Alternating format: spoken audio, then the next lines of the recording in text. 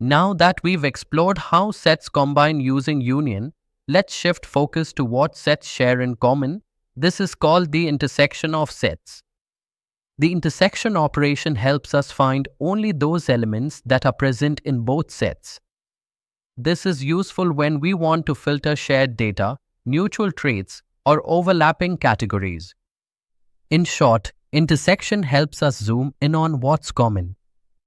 The intersection of sets A and B is written as AB and read as A intersection B. The symbol used looks like an upside down U, and it tells us to look for elements that appear in both A and B. Let's take an example. Set A is brace 2, 4, 6, 8, close brace. Set B is brace 6, 8, 10, 12, close brace. Then, A intersection B is brace 6, 8, close brace, because 6 and 8 are the only elements common to both sets. Let's bring in a Venn diagram to understand this visually.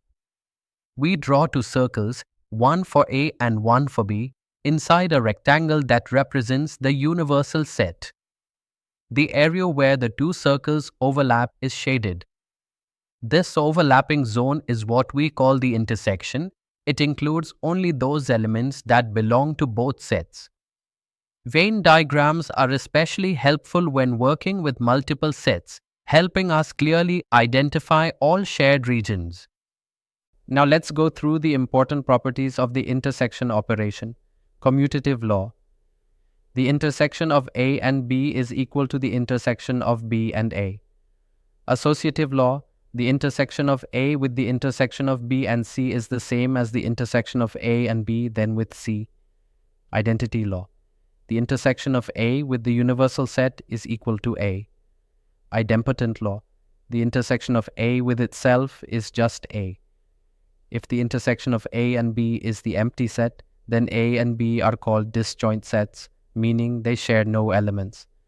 These rules help us understand the logic and structure behind intersections. Let's apply this to a real-world case. Suppose set A is the group of students who play cricket and set B is the group of students who play football.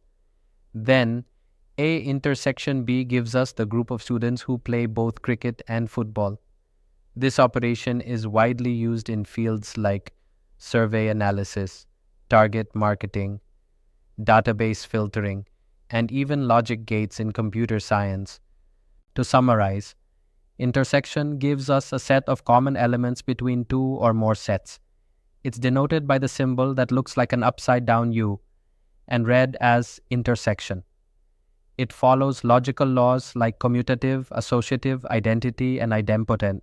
Intersection is visualized as the overlapping area in a Venn diagram. Now that you've learned how to find common elements through intersection, let's move forward to our next topic, the difference of sets, where we explore what makes one set unique from another.